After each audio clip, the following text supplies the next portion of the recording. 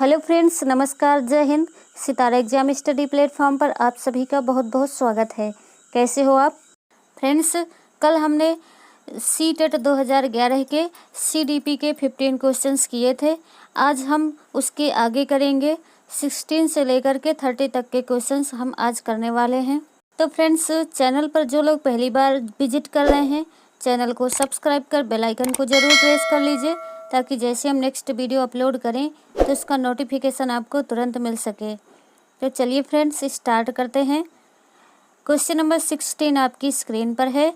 वह अवस्था जब बच्चा तार्किक रूप से वस्तुओं व घटनाओं के विषय में चिंतन प्रारंभ करता है, वो कौन सी अवस्था होती है?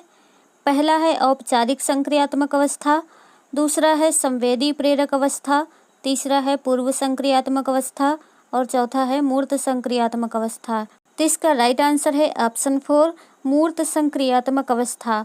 मूर्त संक्रियात्मक अवस्था में बच्चा तार्किक रूप से वस्तुओं व घटनाओं के विषय में चिंतन प्रारंभ कर देता है। नेक्स्ट क्वेश्चन है क्वेश्चन नंबर 17।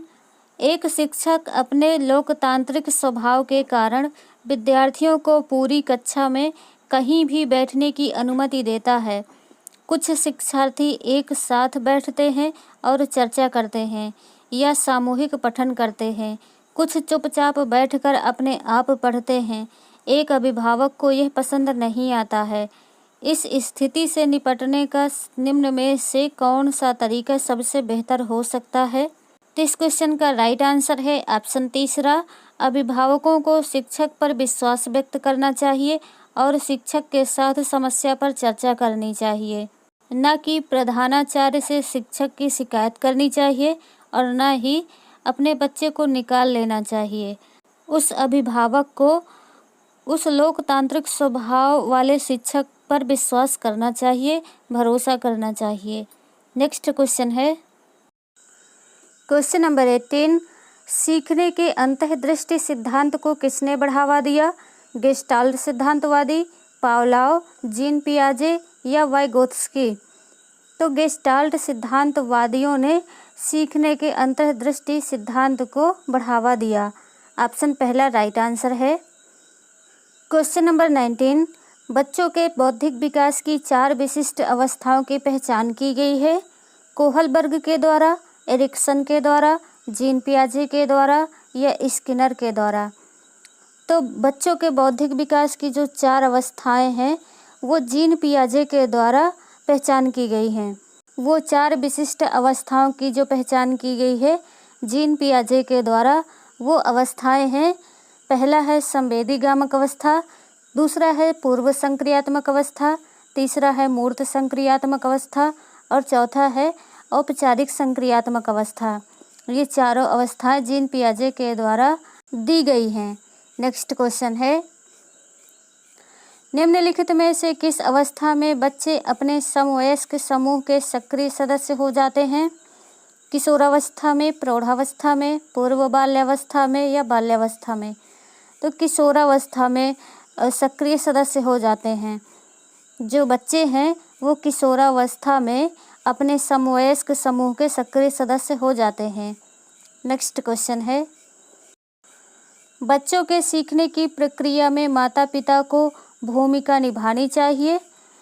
नकारात्मक, अग्रोन्मुखी, सहानुभूतिपूर्ण या तटस्थ? तो इसका राइट आंसर है ऑप्शन दूसरा, अग्रोन्मुखी। बच्चों के सीखने की प्रक्रिया में माता पिता को अग्रोन्मुखी भूमिका निभानी चाहिए। नेक्स्ट क्वेश्चन है क्वेश्चन नंबर 22। विकास कभी न समाप्त होने वाली प्रक्रिया है, यह विचार किससे संबंधित है? पहला है अंतः संबंध का सिद्धांत से, दूसरा है निरंतरता का सिद्धांत से, तीसरा है एकीकरण का सिद्धांत से या चौथा है अंतःक्रिया का सिद्धांत से? तो ऑप्शन दूसरा राइट आंसर है, निरंतरता का सिद्धांत से। विकास कभी न समाप्त होने वाली प्रक्रिया है, यह विचार निरंतरता के सिद्धांत से संबंधित है, क्योंकि विकास एक सतत प्रक्रिया है जो निरंतर चलती रहती है। नेक्स्ट क्वेश्चन है क्वेश्चन नंबर 23। वह कौन सा स्थान है जहां बच्चे के संज्ञानात्मक विकास को सबसे बेहतर तरीके से परिभाषित किया जा सकता है। खेल का मैदान है, विद्यालय एवं कक्षा पर्यावरण है, सभागार है या घर है?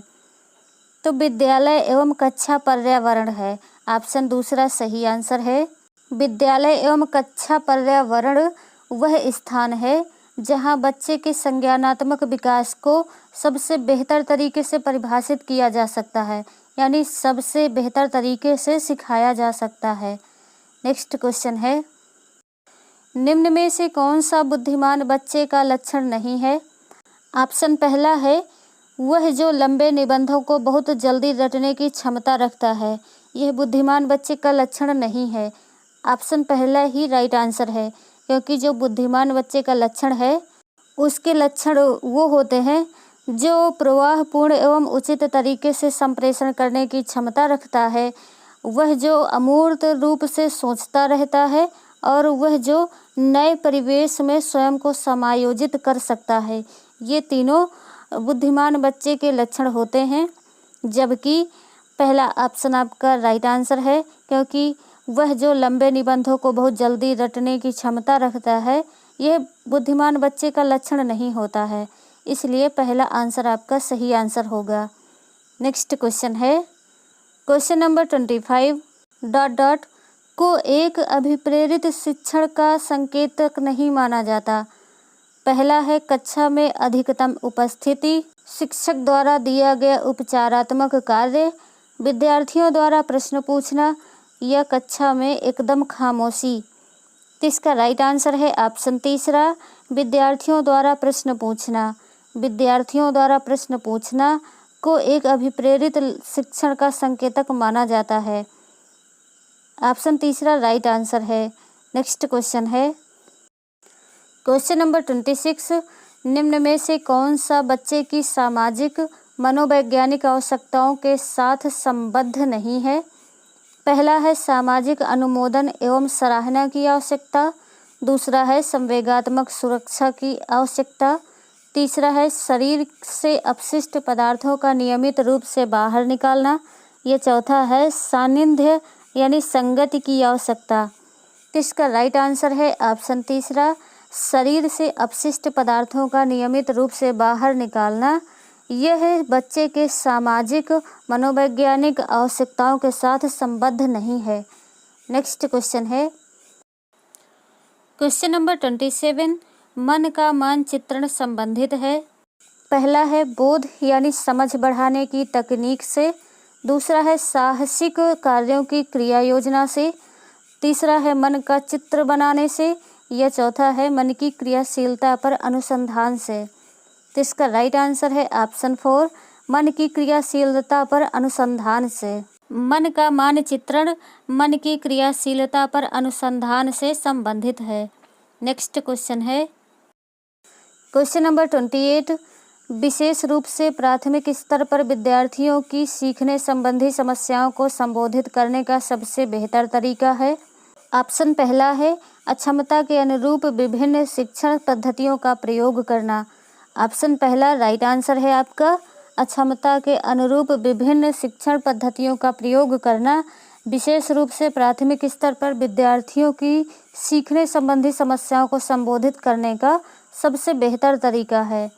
नेक्स्ट क्वेश्चन है, क्वेश्चन नंबर 29 पियाजे के अनुसार निम्नलिखित में से कौन सी अवस्था में बच्चा मूर्त संकल्पनाओं के विषय में तार्किक चिंतन करना आरंभ करता है? तो इसका राइट आंसर है ऑप्शन दूसरा, औपचारिक संक्रियात्मक अवस्था, जो 11 वर्ष से ऊपर होती है। पियाजे के अनुसार जो औपचारिक संक्रियात्मक अवस्था होती है 11 वर्ष से ऊपर जो होती है अवस्था, उसमें बच्चा मूर्त संकल्पनाओं के विषय में तार्किक चिंतन करना आरंभ कर देता है, यानी कि वो अपने से ही चीज़ों के बारे में समझने लगता है और सोचने लगता है, कल्पना करने लगता है, और जो उसके सामने समस्याएं आती हैं उसका समाधान भी करने लगता है। क्वेश्चन नंबर 30 निम्न में से कौन सा शिक्षार्थियों की सृजनात्मकता का पोषण करता है? तो इसका राइट आंसर है ऑप्शन दूसरा, प्रत्येक शिक्षार्थी की अंतर्जात प्रतिभाओं का पोषण करने एवं प्रश्न करने के अवसर उपलब्ध कराना। ऑप्शन दूसरा राइट आंसर है, प्रत्येक शिक्षार्थी की अंतर्जात प्रतिभाओं का पोषण करने एवं प्रश्न करने के अवसर उपलब्ध कराना शिक्षार्थियों की सृजनात्मकता का पोषण करता है। तो फ्रेंड्स, आज के सेशन आपको कैसा लगा कमेंट करके ज़रूर बताइए। वीडियो को लाइक कीजिए, शेयर कीजिए, चैनल को सब्सक्राइब कीजिए। मिलते हैं नेक्स्ट वीडियो में, तब तक के लिए टेक केयर, बाय बाय, जय हिंद, वंदे मातरम।